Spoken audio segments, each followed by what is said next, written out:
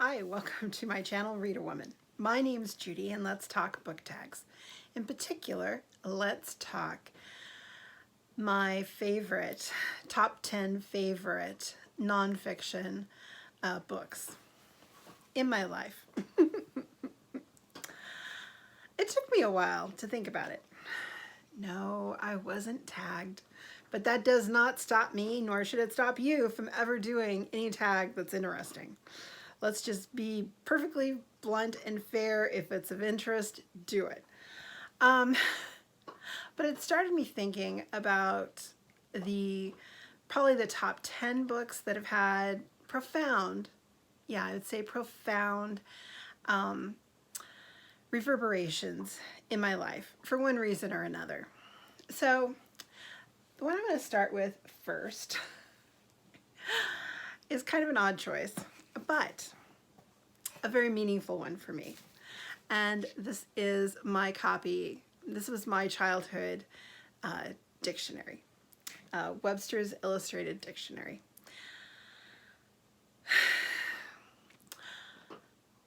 It was so, I was raised, sorry, I'm going to move you a little bit so I can show the book a little bit better. I was raised in a time where there was no internet. You know, we had dictionaries and encyclopedias, and if you didn't know how to spell something, you had to look it up. There was nothing that automatically spelled it correctly for you. But beyond that, not that I sat and just read this page by page, but like everything that has to do with a library, a series of information. When you look one thing up, you always kind of go above it, and you go below it, and you get a sense of what's in the general area. I don't know what exactly. I know reading helped give me a very advanced vocabulary for when I was younger, and but almost certainly, my dictionary did too. I have like 3 addresses written, although you can't see it at all. Oh, there you can a little bit. But then there was one up above here that I'd written my home address in just in case it got lost. But the magic of having my own dictionary was incredible. No, this is not the best dictionary ever. And why do I still have my dictionary? Sentimental value. But for a nonfiction book that had a very profound, life-changing significance in my life, I would definitely say my childhood dictionary is one of them. So that was my first one. And I'm going to try and stay with 10, although one is going to be like a class of, okay? My next one, I guess I'm kind of going in some sort of order. Oh, I left some other ones over there. In college, The Second Sex by Simone de Beauvoir.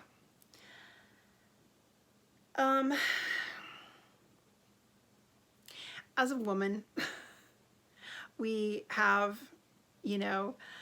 feminism, all these tiers of feminism, and I have no idea what they're calling themselves today. But reading this, having access to, I went to a women's college, not that everybody, were, feminist majors by any means, but it gives you a sense of place. It gives you a sense of, for me, it did. It gave me a sense that when we're fighting for equality, it's not just for liberating women. It's also liberating humanity.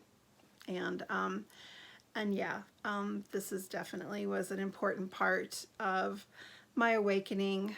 I mean, I'll never forget going into the class that I was reading that book, and you know, our professor's like, yeah, your mothers. How happy were their lives? Were they doing what they wanted? I don't know. I was like, of course she was. She's my mother. She loves to stay home and do laundry and cook, you know, 3 meals a day and clean house. That's, you know, and then you start thinking about it. And yeah, my mother was unique in the fact that she'd had a serious career before she got married. She was a RN in a hospital, and she worked at that for probably 15 years or so before she got married. And but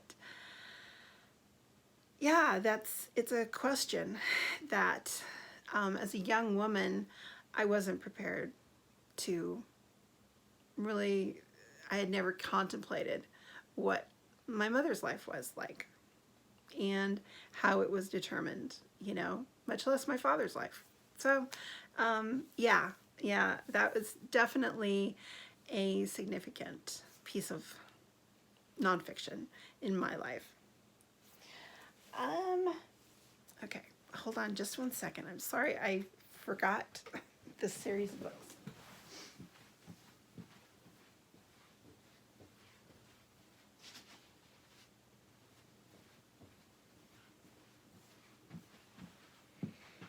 No one will ever say that Reader Woman is organized Reader Woman. And I'm just counting these as one.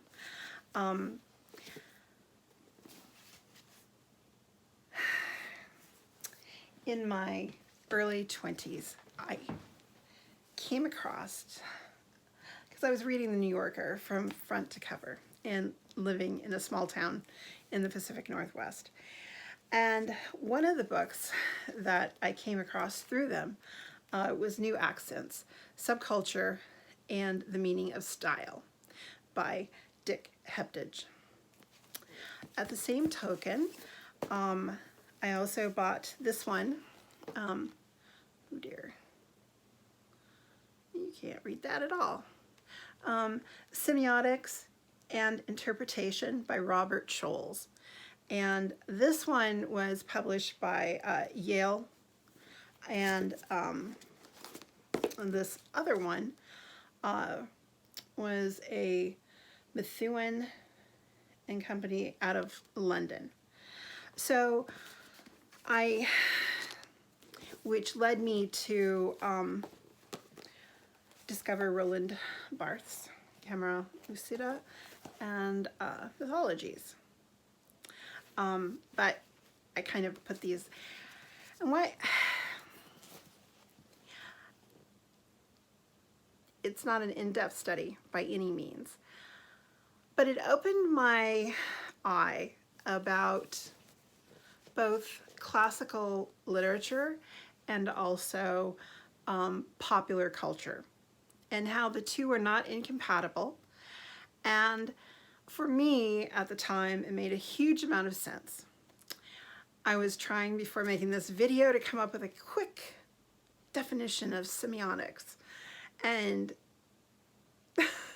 wasn't able to at all. So I do not remember exactly. But what I love about these books, I had to send off. This one I got from a firm selling books in New York. I know this one I had to order from England itself, and this is in the early 80s. And it was a big deal. It was a big deal. It was a big deal getting these. I wrote several papers when I was going to Fairhaven College here at Western, University of Western Washington.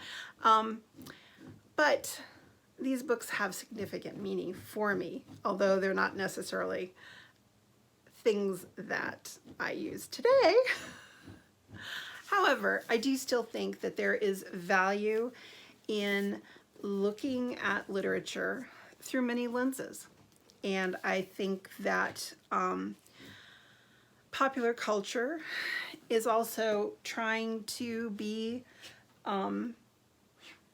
classic, what we consider classic, what we consider the canon. It just hasn't made it there yet, and it may never, but it might. Shakespeare was popular culture in its day. So, so yeah, I still find it exciting. It's a philosophical thought that, you know, I'm not perfect with, but it still excites me. I still, after just kind of rummaging around, and I go, yeah, I need to read that again. So, for a variety of reasons, that little packet of books have great meaning for me even today. The next one I want to talk about is an autobiography, and it is Vera Brittain's Testament of Youth. I can get rid of that ugly bookmark. I came across this work through Masterpiece Theater miniseries in the 80s. I watched it, and then I immediately had to get the book. And I read the book several times. What I find, I mean, it was also recently, when I say recently, in the last 10 years, I think, made into a movie. And it was very well done. Alicia Vikander starred as Vera, the guy in Jon Snow and Game of Thrones, I forgot his name. He was the lead actor. What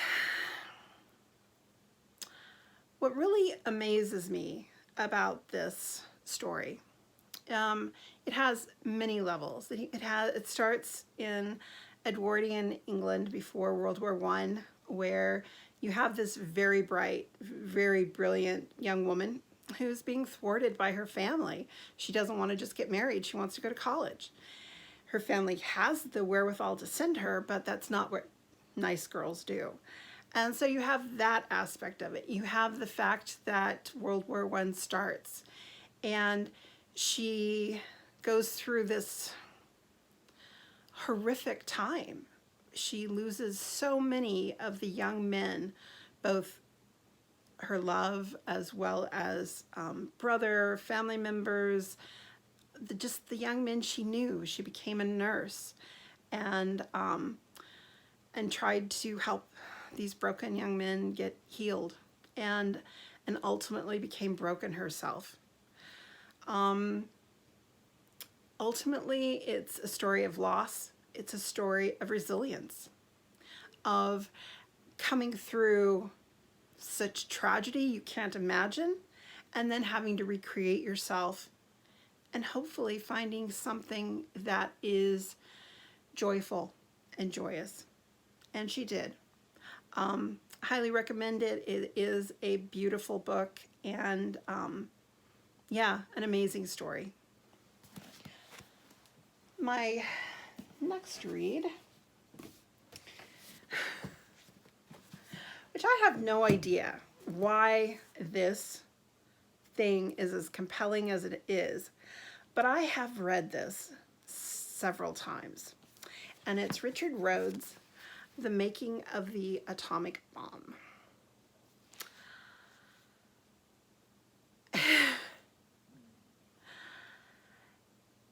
Like I said, I'm not quite sure why. It's just a brilliantly written book with these oversized personalities of the scientists, the politicians, the military, who are determined to stop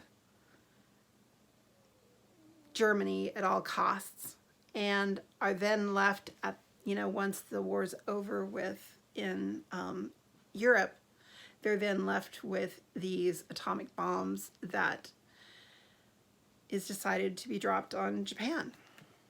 And having, you know, it's not on my top, but, you know, at a very, you know, in my teens, I read Hiroshima, and you know, the reporting about what happened to these people, it somehow makes this so compelling. I mean, on the one hand, you're like rooting for them to, you know, hoping that the Germans don't come up with this technology. And then on the other hand, you're seeing the creation of this horrific way of destroying humanity being created and being utilized not by scientists, but by the military, whom are at the beck and call of our politicians at the time. So in today's world, yeah, that's very scary. So yeah, it's just a book that I have found very fascinating. I've watched, I mean, there's been several movies, little mini series out about it. Somehow this is just a piece of history that's always fascinated me, and this particular book started it all. I came across this book, and it's Dr. Johnson and Mr. Savage by Richard Holmes. Now, this is not Richard Holmes's first or even second. I mean, he'd written many books. This came out in '93. But it is about a time in the life of Dr. Samuel Johnson before he became the Dr. Johnson, and where he is somewhat living on the streets, trying to figure out how to make a living in a very scary place of, you know, England, London. What years is it? Oh, and Richard Savage is a poet, playwright, and convicted murderer. So it's their connection. It takes place in just a few short years, but it enlightened me to the fact of how brilliant Richard Holmes is as a historian. And so, yeah, I found this to be an excellent book. I need to hurry this up. I'm sorry, people. That's just me. Oh, let's see here. I gotta get to the bottom of this pile.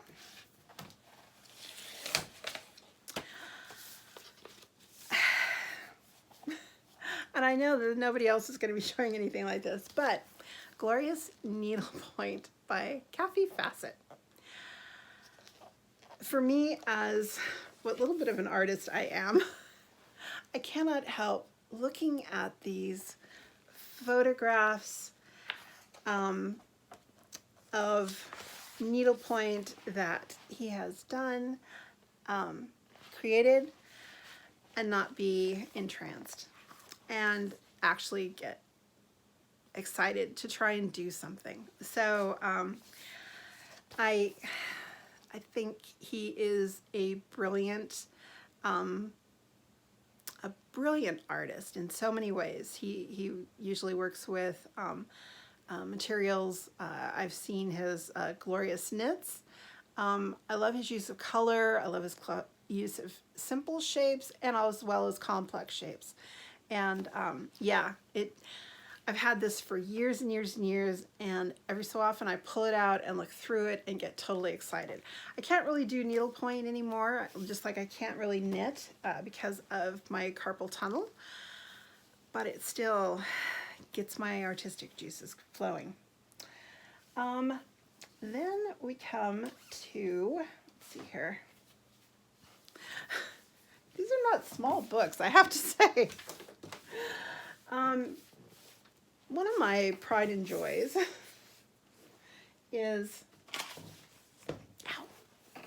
The Language of the Goddess foreword by Joseph Campbell, by Marija Gimbutas. And I love this beautiful book, not just for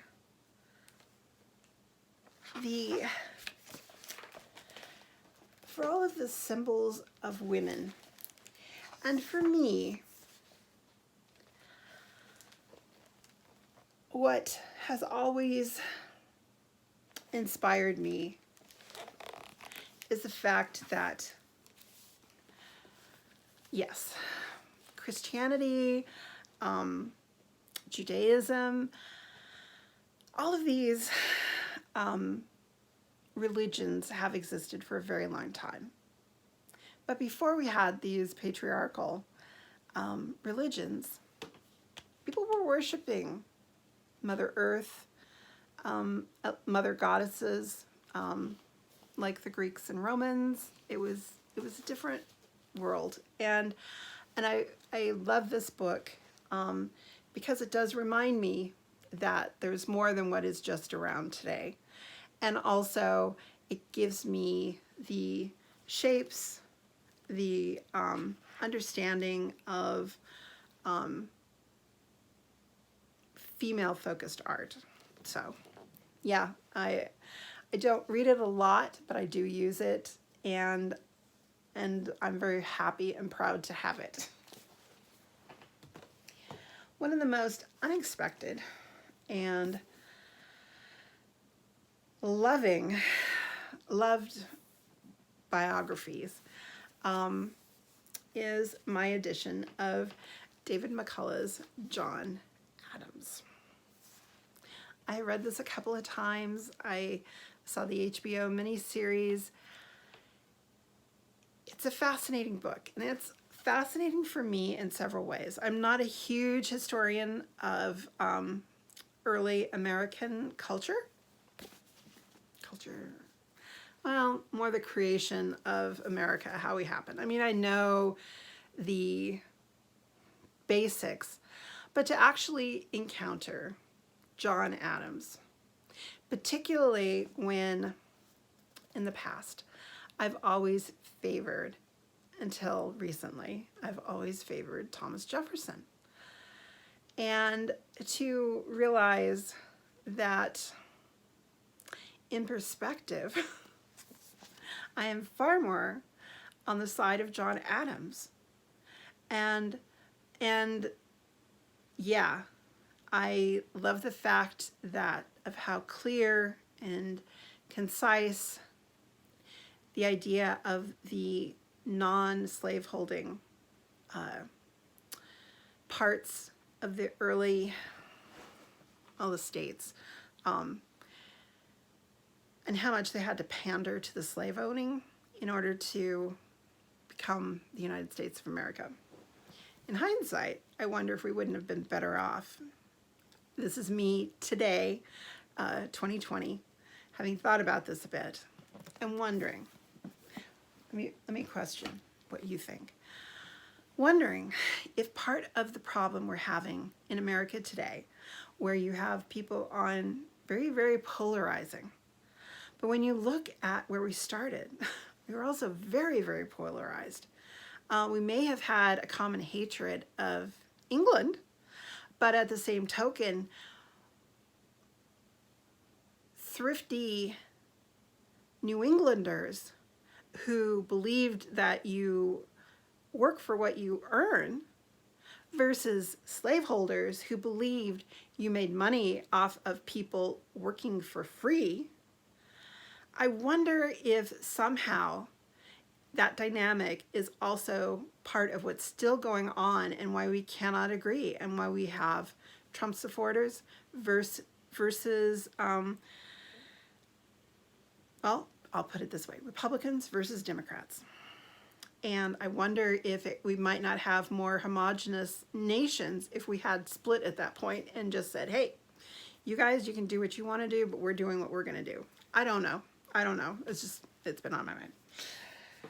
Then my last book, which was a treasure when I found it, and it is the landmark Herodotus.